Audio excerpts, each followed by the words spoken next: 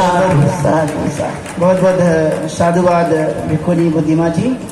आपने जो मैसूर के राजा ने बाबा साहब अम्बेडकर को 5 एकड़ जमीन सेमिनरी बनाने के लिए दिया था, इसका जिक्र आपने बड़ी अच्छी तरह से बताया। साथ साथ ये बताया कि बाबा Saheb Ambedkar is not the father of India but he is the father of world. ये बात आपने अच्छी तरह से बताई। जैसे कि आप जानते हैं कि बाबा साहब अम्बेडकर को सिंबल ऑफ नॉलेज कहा गया। दुनिया में इतने बड़े विद्वान का इस 250 वर्ष में कहीं पर भी देखने के लिए नहीं मिला, इसलिए बाबा साहब अम्बेडकर को सिंबल ऑफ नॉलेज कहा गया। तो इसी के साथ साथ मैं आमंत्रित करता हूँ धनते करुणाकरण जी को कि वे इस अवसर पर अपने विचार रखें। मैं अभी एक बोलने का भूल गया। 131 बर्थडे में बाबा साहब अम्बेडकर को यूएनए में डिक्लेयर किया। ये 190 स्टेट में एजुकेशन डे डिक्लेयर कर लगा है। हम लोग क्या करना, हमारा सिलेबस में, हमारा बच्चों लोगों का सिलेबस में बाबा साहब अम्बेडकर का ये कानून भी होना, चरित्र भी होना, उसके लिए हमारा भिक्खु संघ को मैं विनती करती हूँ वो उसके लिए गवर्नमेंट को लिखना, हमारा बच्चों लोगों को सिलेबस बराबर रहना को बोलते हैं।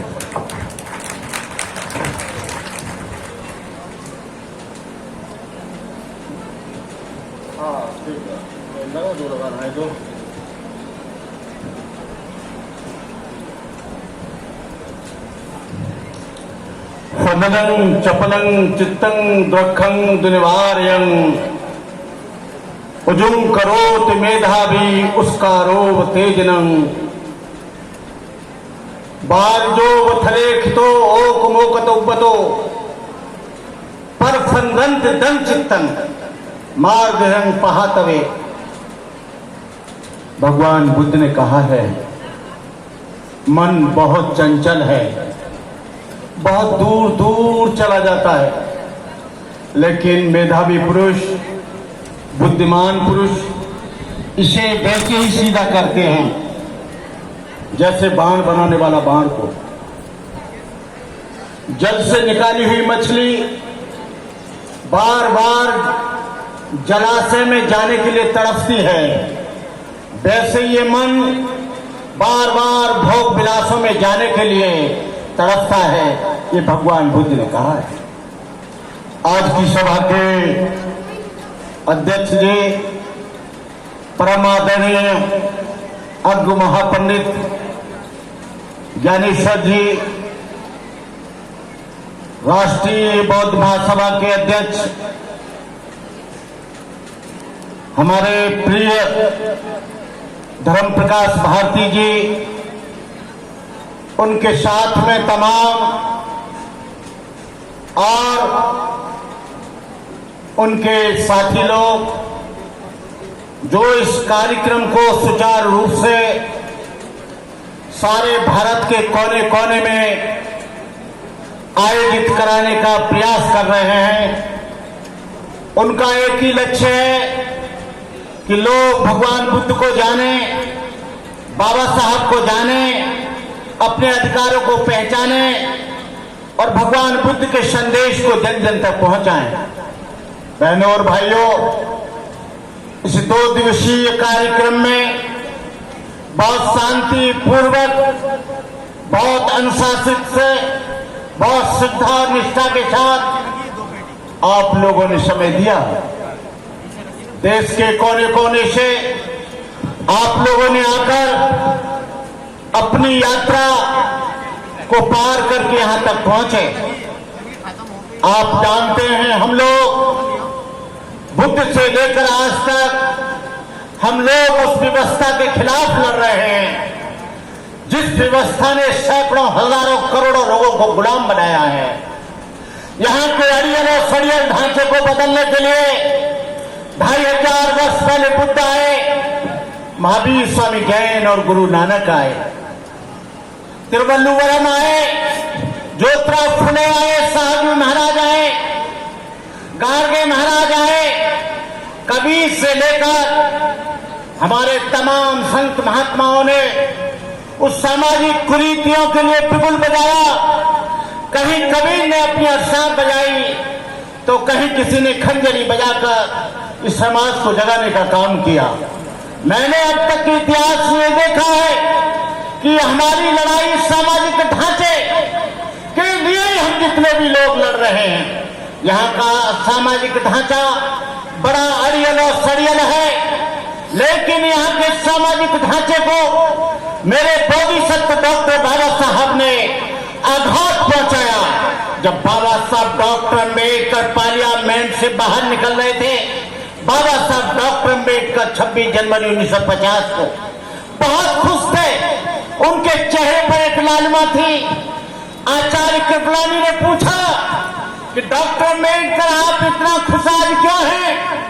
बाबा साहब अम्बेडकर ने कहा, कृपलानी तुम नहीं जानते हो, तुमको नहीं पता है कि मैंने वो कर दिया है जिसको गांधी नहीं कर पाया। गांधी केवल 150 वर्ष पुरानी गुलामी के लिए लड़ रहा था, लेकिन मैंने आज 5000 वर्ष पुरानी गुलामी का सत्यानाश कर दिया है, नेस्ते नाबूद कर दिया है, उसको मैंने मिटा दिया है।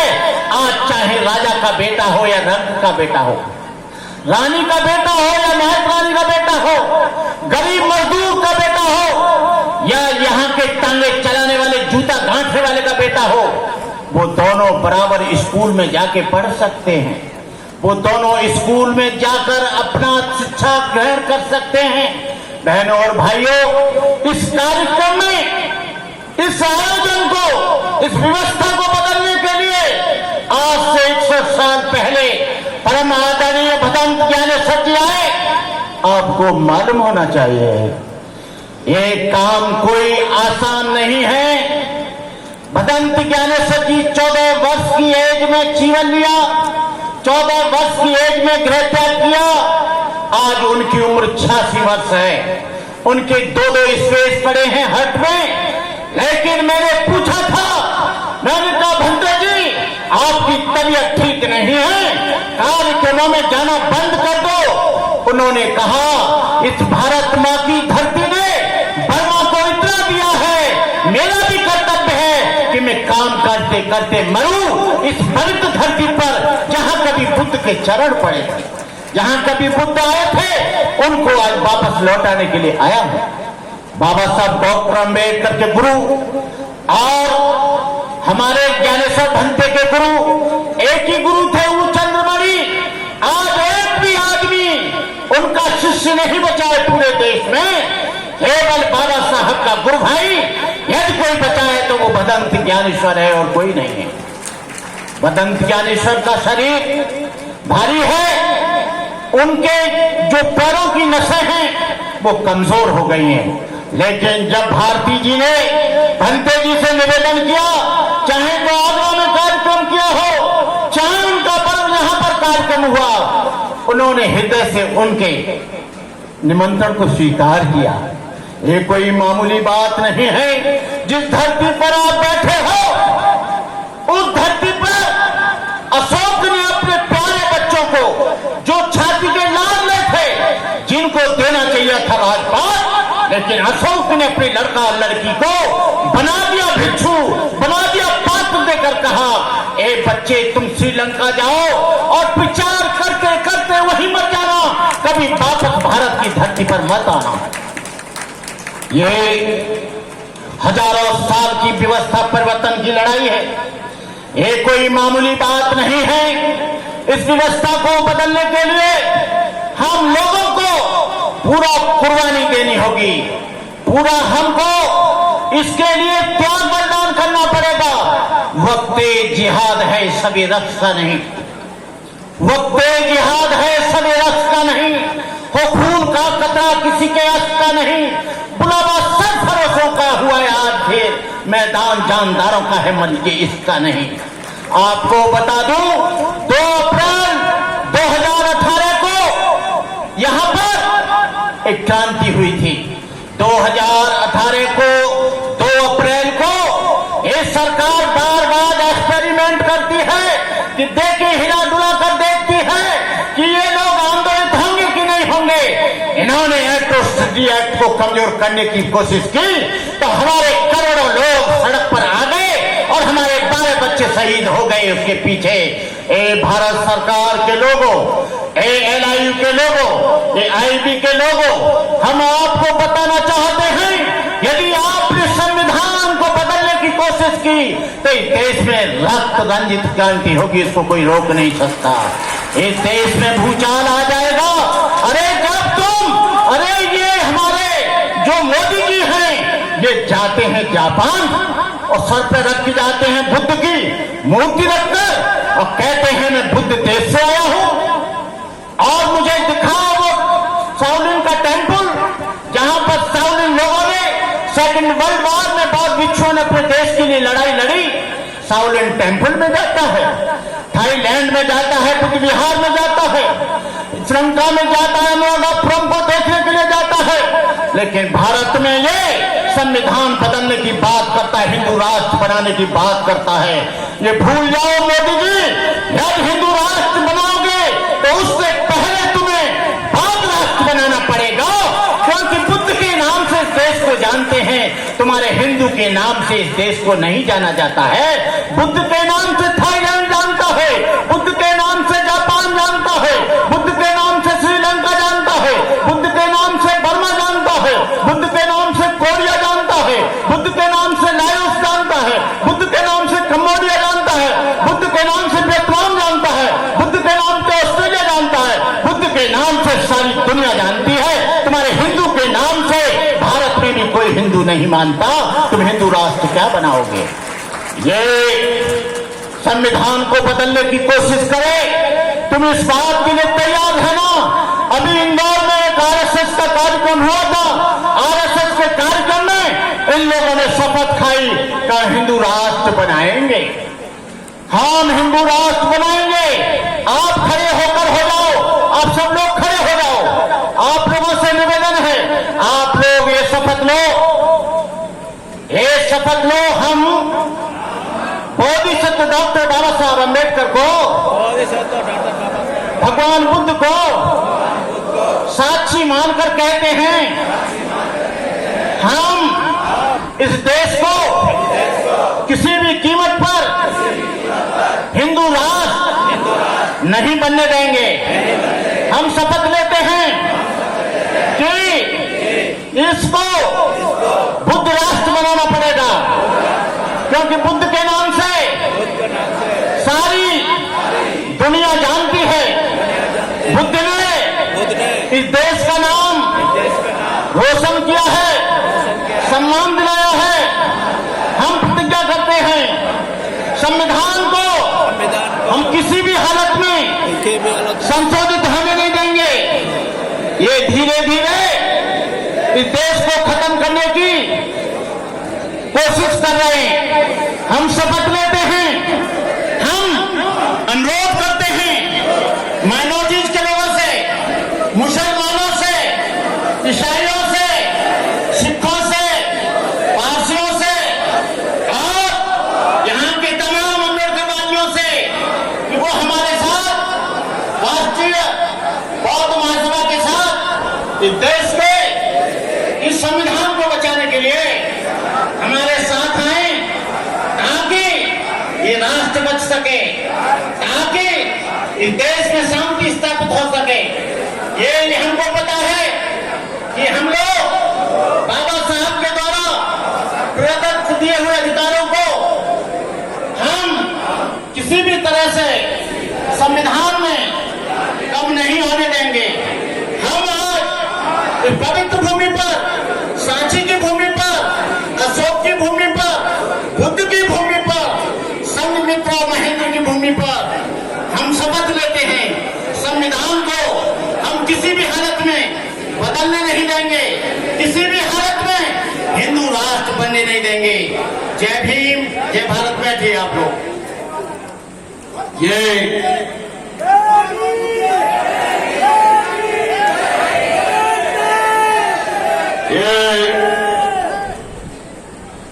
धर्म प्रकाश भारती जी, मैं आपको 40 वर्ष से, जब आप छोटे थे और मेरी स्पीच सुना करते थे, मेरा तब से संबंध है आपसे, जब आप राजनीतिक भी नहीं थे और आप कोई अपना काम करते करते थे। लेकिन आपने जो अब ये काम किया है, इसके लिए मैं तुमको साधुवाद देता हूं और तमाम ये भारतीय राष्ट्रीय बौद्ध महासभा के लोगों को मैं अपनी तरफ से मुबारकबाद देता हूं। ये कारोबार आगे बढ़ेगा तो राष्ट्रीय बौद्ध महासभा के माध्यम से बढ़ेगा। सारी संस्थाएं मिल चुकी हैं, सारी संस्थाएं तमाम संगठनों से जुड़ी हुई हैं। वो समाज के लिए काम नहीं करते, वो या तो अपने लिए काम करते हैं या वो आरएसएस के लिए या दूसरे संगठनों के लिए काम करते हैं। हम आज भारती जी, हम आपसे निवेदन करेंगे, वैसे मुझे नहीं दिखता, आप राजनीति से हमेशा इस संगठन को बचा के रखना। राजनीतिक लोगों को मैं देखता हूं आप कभी नहीं बुलाते हैं, ये बहुत अच्छी बात है, क्योंकि ये लोग आज मैं देख रहा हूं बुद्ध की मूर्ति होती है, बुद्ध की मूर्ति का उद्घाटन होता है, उन लोगों को बुला लिया जाता है जो बुद्ध का और बाबा साहब अम्बेडकर के मिशन का कत्ल करते हैं। ये यहाँ पर बुलाया गया, आपके भोपाल में उनको बुलाया गया, मुख्यमंत्री जी को। मुझे कोई खुशी नहीं है, मुझे खुशी इस बात में होती कि वहां पर किसी सामाजिक कार्यकर्ता को उसको बुलाते जो बाबा साहब का समाज का ज्ञान कर रहे हैं। क्या केजरीवाल जी या यहाँ का कोई मुख्यमंत्री बाबा साहब का काम करेगा? बाबा साहब को ये लोग मूर्ति लगाने की बात करते हैं। भारतीय जो पार्टी है, भारतीय जनता पार्टी, उसने कहा कि साल भर तक डॉक्टर अम्बेडकर की जयंती मननी चाहिए। अरे मोदी जी, आप जयंती मत मनाओ, जयंती तो हम मना लेंगे। तुम केवल एक काम कर दो कि फर्स्ट से लेकर ग्रेजुएट तक बाबा साहब के विचारों को उनकी किताबों में रख दो तो हमारा काम पूरा हो जाए। तो मूर्ति मत लगाओ, कोई फोटो मत लगाओ। हमारा SC/ST का जो बैकलॉग है, जो नौकरियां पड़ी हैं, उनको आप दे दो। दूसरा, हमारे बच्चों को जो शिक्षा से रोका जा रहा है, हमारे बच्चों का 0 से 0 से एडमिशन होता था, उसकी फीस गवर्नमेंट देती थी, वो कर दो। आप एक तरफ हमारी नौकरियां खत्म कर रहे हो, दूसरी तरफ हमारे भविष्य के बच्चों से भविष्य खेल रहे हो। तीसरा, आप सिलेबस को नहीं ला रहे हो। चौथा, आप डॉक्टर अम्बेडकर के जो बुद्ध के धर्म के लिए आप उसका विरोध कर रहे हो। अभी सारनाथ में 3 तारीख को वहां के लोगों ने बौद्ध भिक्षुओं को पूजा पाठ से रोका गया। मैं वहां पर गया और वहां जाकर आह्वान किया। केवल क्षेत्र के 2-3 जिलों के 15,000 लोग आए और हमें गेट तोड़ दिया और गेट के अंदर घुस गए।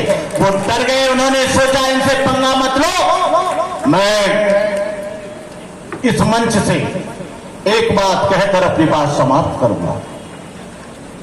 बुद्धगया का टेम्पल, महाबोधि टेम्पल, हिंदुओं के कब्जे में है। उसके लिए आंदोलन चलाया गया, उसको मुक्त करने के लिए आंदोलन चलाया। 5 और 10 लाख लोग, सबसे ज्यादा महाराष्ट्र के लोगों का योगदान रहा, उसके बाद उत्तर प्रदेश के लोगों का योगदान रहा। सिविल सोसाइटी की देखरेख में उसका चीफ कन्वीनर मैं था। हम चाहते थे कि जो हिंदू एक्ट है उसमें परिवर्तन हो, उसके लिए आंदोलन चला। लेकिन कुछ हमारे आंदोलनकारी गद्दार, बनते आनंद जैसे लोग आरएसएस और हिंदू संगठनों से समझौता करके वो उसमें मेंबर बन गए हिंदू मैनेजमेंट में, और आंदोलन फेल हो गया। इतना अंतर्राष्ट्रीय आंदोलन था, हजारों कंट्रियों में पहुंच रहा था। हमारे आंदोलन चलते हैं और लालची और लोभी लोग, कुर्सी पे भूखे कुत्ते उस आंदोलन को बेच देते हैं, उस आंदोलन को खत्म कर देते हैं। इस बात का यदि जिम्मेदार है कोई, तो मैं चेहरे के साथ कह सकता हूं, क्योंकि उस आंदोलन का जन्मदाता और पूरा का पूरा भट्टे कर्नाकर था। बॉम्बे से लेकर आपके बुद्धगया तक खाने का इंतजाम हमने किया था। लेकिन हम बहुत निराश हुए, बहुत हताश हुए। 6-7 तक उसमें बैठे रहे, फिर लात मार के इनको बाहर कर दिया गया। फिर कहते हैं कि हम बुद्धगया आंदोलन चलाएंगे। ये कोई आंदोलन नहीं चलेगा जब तक बुद्धगया मुक्त नहीं होता है, धार्मिक स्थल मुक्त नहीं होते हैं। चाहे वो सांची हो, चाहे वो बुद्धगया हो, चाहे सारनाथ हो, चाहे लुम्बिनी हो, चाहे कुशीनगर हो, हमारे स्थानों पर टिकट लगा दी है और टिकट क्यों नहीं लगा रहे हो?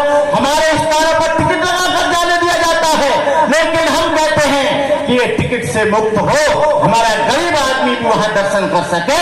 ये टिकट खत्म करने के लिए भारतीय बौद्ध महासभा आर्कोलॉजिकल सर्वे ऑफ इंडिया को ये पत्र लिखे। मैं आप लोगों से कहना चाहूंगा, आप अंधविश्वासी मत बनो।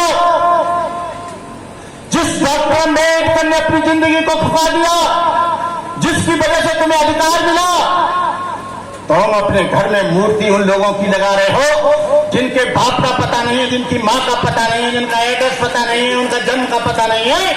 आप लोग ये बंद करना होगा। मेरा एक आदमी था, मेरी जाति का था, उसका प्रमोशन एग्जीक्यूटिव इंजीनियर के लिए हुआ। उसने कहा भंते जी मेरा प्रमोशन हो गया है, मैं वैष्णो देवी जा रहा हूं। जैसे वो वैष्णो देवी गया और मुझे भंडारा भी करना है, वैसे ही दूसरे दिन ऑर्डर आ गया कि डिमोशन हो गया तुम्हारा, तुम जूनियर इंजीनियर बन गए। मैंने कहा डॉक्टर अम्बेडकर ने तुमको एग्जीक्यूटिव इंजीनियर बनाने के लिए प्रावधान किया था, लेकिन तुम्हारी वैष्णो देवी माता ने तुमको जूनियर इंजीनियर बना दिया। ऐसे अंधविश्वासी लोग, हमारी माताएं बहनें सरस्वती की पूजा करती हैं। विदेश में कोई सरस्वती की पूजा नहीं होती। जापान में, अमेरिका में, लंदन में यहाँ सरस्वती की पूजा होती है। यहाँ पर 50 करोड़ से लोग ज्यादा अंगूठा टेके बिना पढ़े लिखे हैं। सरस्वती की पूजा जापान, थाईलैंड, बर्मा में नहीं होती। वह 99% लोग वहां पर शिक्षित हैं। आपको ये पूजा बंद करनी होगी। आपको पूजा कर्म की करनी है। आपको डॉक्टर अम्बेडकर से हम पूछना चाहते हैं, हमने डाली थी कि हमको बताया जाए कि सरस्वती कौन सी यूनिवर्सिटी में पढ़ी थी। हमको बताया जाए कि सरस्वती का कार्यकाल कितना रहा। हमको बताया जाए सरस्वती कहां वाइस चांसलर या कुलपति रही। हमको बताया जाए कहां से उन्हें डिग्री को प्राप्त किया। तो उन्होंने कहा ऐसा कोई हमारे पास कोई प्रमाण नहीं है। इसका मतलब वो है नहीं, हम पूजा करते करते परेशान हो रहे हैं। जब दीपावली आती है, रिक्शा चलाने वाला हो, साइंटिस्ट इंजीनियर हो, उसकी पत्नी कहती है एक गणपति की, एक लक्ष्मी की मूर्ति ले आओ। धनतेरस के दिन दरवाजा खोल के रखता है, झाड़ू मत लगाना, लक्ष्मी चली जाएगी। वो सोचता है कि टाटा बिरला डालमिया की सारी संपत्ति लक्ष्मी की पूजा करने से घर में घुस जाएगी।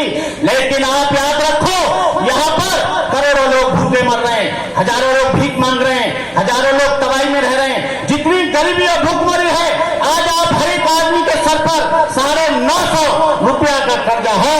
हमारा समय समाप्त हो रहा है। एक बात और कहकर मैं अपनी बात समाप्त करूंगा कि